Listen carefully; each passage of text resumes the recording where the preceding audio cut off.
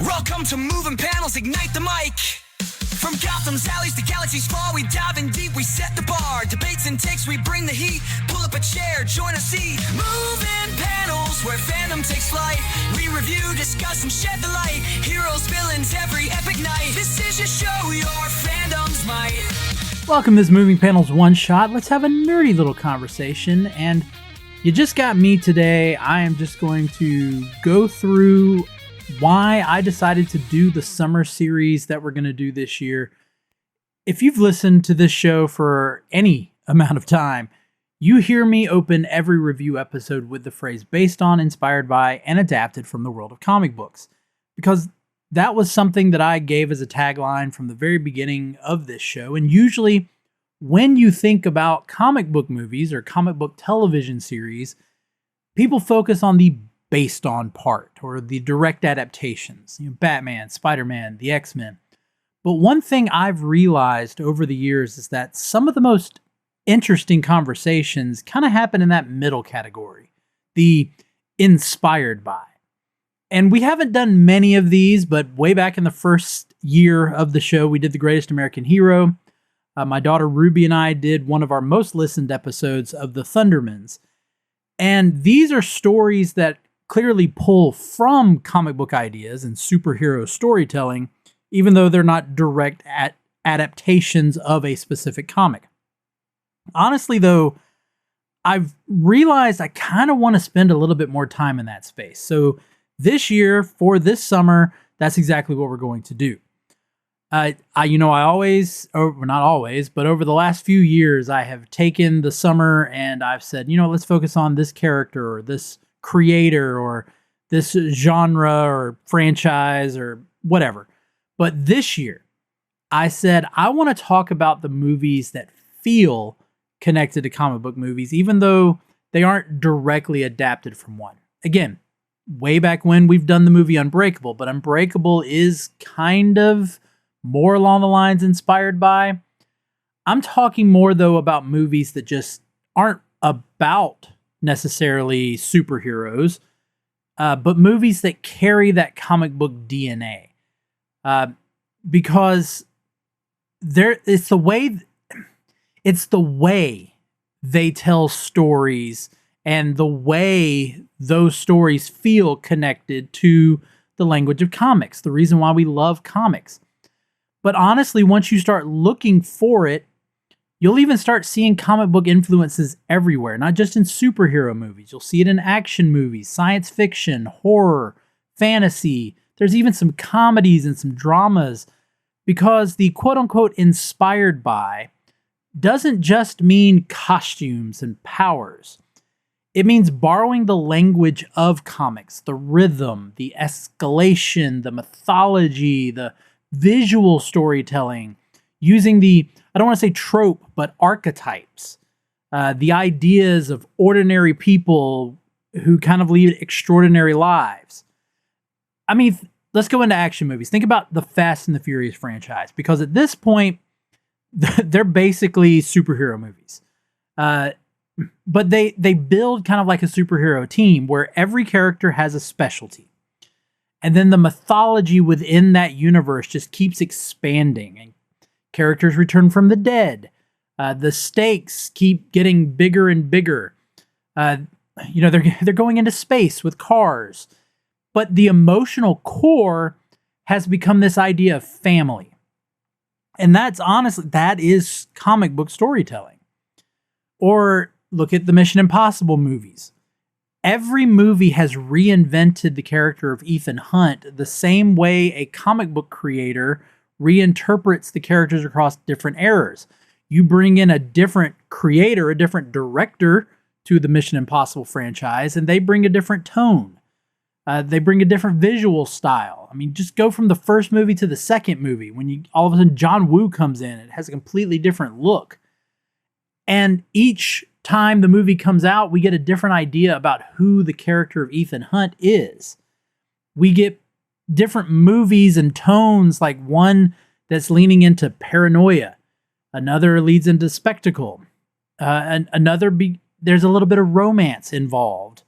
And that all of that feels incredibly similar to the way comics have evolved over time. Then you got movies like The Matrix, that even though it's not based on a comic book, absolutely feels like it's connected to a comic book, because you've got the Chosen One and the Secret Identities and this over-the-top stylized action and costumes. I mean, essentially the leather they wear is the costumes. And you got characters that are unlocking new abilities, and the good versus evil dynamic. That is superhero. You look at the first one, it's an origin story. And honestly, The Matrix then in turn influenced comics. It influenced anime, other action movies, video games, and pop culture. It became a part of pop culture. And that's what's fascinating about just storytelling. Influence never moves in just one direction. Stories constantly borrow from other stories. They evolve. They mix up ideas and reinterpret old myths through new mediums. And that's why, again, the phrase inspired by is the interesting part to me, because inspiration is bigger than just direct adaptation. An adaptation says, here's the story we are directly translating. You know this story, you could go find this story somewhere else, and here's our interpretation of it. Inspiration, though, is a little messier, but to me, that's where you get more creativity and you get more fluidity, because sometimes a movie captures the emotional feeling of a comic book without adapting a single issue. Sometimes it just takes the visual language or the themes. It develops the structure the way a comic book would. It borrows from mythology the way comics have. Sometimes creators have said that they grew up in reading comics. And so that influence is a natural influence that just seeps into what they do. That's why a movie like John Wick and that whole franchise feels comic book inspired. You've got this secret underground society. You've got assassins with almost mythological reputations. There's this hidden world that's operating beyond the sight of everyday people. That's basically a noir comic mixed with mythology. And it really comes down to mythology, because mythology is the key to all of this. Storytelling has always evolved by borrowing what came before it. So mythology became folklore. And again, all this is started with spoken word, but then that turned into literature, which developed into comic books, and that literature became theater, and the theater turned into film and television. But at the same time, it goes back the other way. Now you've got movies and TV shows that are influencing comic books. And we've seen that even with literature. I mean, Conan the Barbarian was a book series, serialized book series first, and then became a comic book.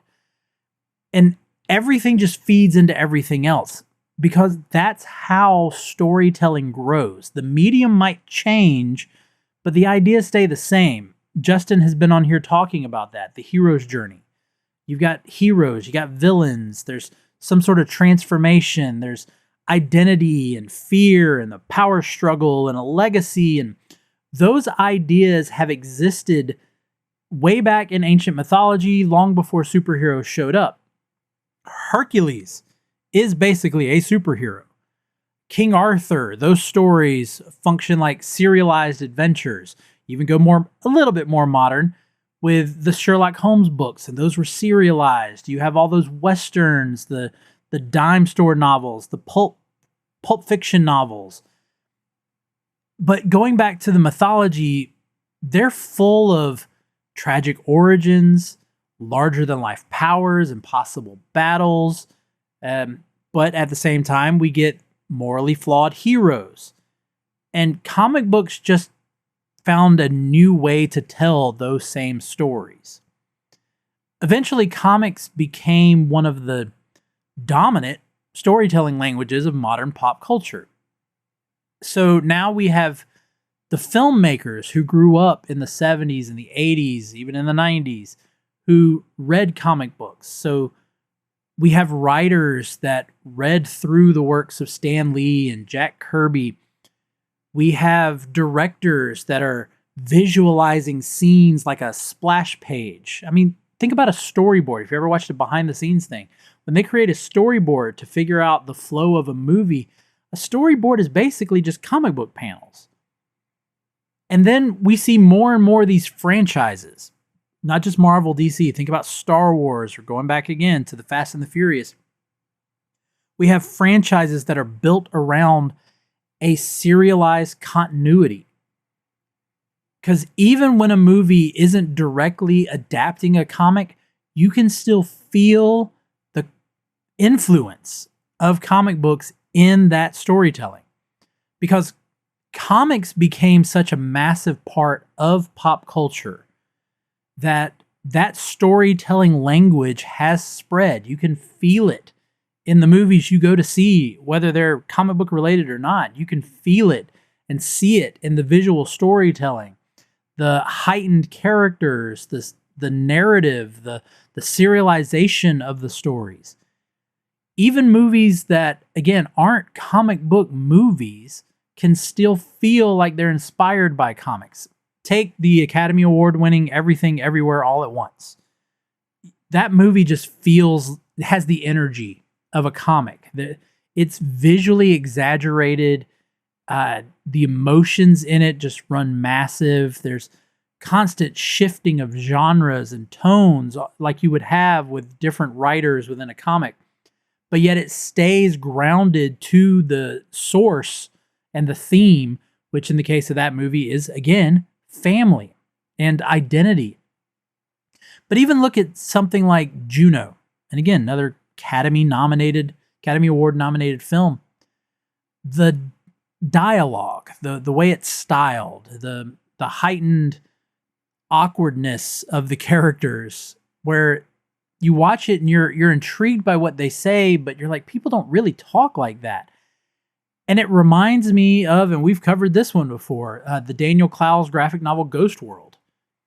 Not because the stories are the same, but because they have a similar like rhythm and tone in the way the characters talk. There's this heightened observational style where people are just commenting on other things. It's the way of making reality feel slightly larger, and in some cases, in the cases of both Juno and Ghost World, slightly stranger, but it does it in a way to make the emotions hit harder, for you to understand the characters more. In a comic, we would sometimes get it as a thought bubble, but these characters are vocalizing that thought. And so that's what I'm wanting to do with this year's summer series. Not just asking whether something was adapted from a comic book like we usually do, but asking why certain stories feel connected to comics in the first place. Will be very obvious with some of these. Some of the movies we are going to cover are obviously like, this has comic book connection. But we'll talk about ways in which they're clearly more influenced by pre-existing comics. You know, why certain superpowered stories feel more emotionally honest than others. Why sometimes powers can be used as a metaphor for the character. Why family dynamics fit superhero storytelling in a natural way. Why sometimes horror and fantasy, why they sometimes overlap with comic books so well. And we're even going to get into, towards the end of the summer, why some movies actually end up influencing comic books right back. You sometimes get characters that are not from the comics, but yet in a comic book movie, like Agent Coulson in the MCU. Not a comic book character, but became such an important part of the MCU, he got introduced in Marvel Comics. Chloe Sullivan in Smallville, character created for the TV show, later got put into the comics. Harley Quinn, great example, didn't actually come from the comics, came from Batman the Animated Series, and then put back into the comics. But then we've got things completely separate from Marvel and DC, that started out as movies and TV shows. And then because people wanted more to the story, it was a lot easier to develop those into comic books than it is to continue the franchise as a movie or television show. Because comics are not isolated from just storytelling. They are a part of the evolution of storytelling. Some movies that aren't officially based on comics still understand that comic book storytelling is a viable method of telling your story. Honestly, I would even say there's some movies that are not based on comic books that actually do comic book storytelling better than some comic book movies. But again, this is what makes me choosing to do this for this summer series exciting, because we're going to talk about stories that understand mythology, stories that understand the spectacle of a comic book, that understand the transformation that characters go through along a series of comics, stories that understand that there is an emotional stake sometimes to having powers, to deciding whether to be on the side of good or evil. And some of these stories are going to be, some of these movies, I should say, that we're going to talk about are going to be funny. Some of them are going to be a little messy and dark. Some of them will be completely ridiculous. But all of them connect back to the same bigger idea that good storytelling is good storytelling, no matter the medium. And comic books have become one of the most influential storytelling mediums of the last century. So this summer, we're going to explore the ripple effect that comic books have had. Again, Superman came out in 1938. There began a ripple. I would say that when Marvel hit their stride in the 60s, that ripple got bigger. And now that we do have superhero movies and TV shows, I think that ripple has definitely spread. And so this summer, we're exploring that. And honestly, I think it's going to be some really good conversations in these next few weeks with these next few episodes. We've got 4 movies this summer that we're going to hit. I believe it's 4 movies. And then we've got some one-shots with some great conversations about some of that influence and the way that movies that are not comic book movies are influenced and inspired by comic books. So join us this summer for our Inspired By series, and I hope you enjoy all of it. But for today, for Moving Panels, I'm Laramy Wells, and I'll see you on the other side of the page.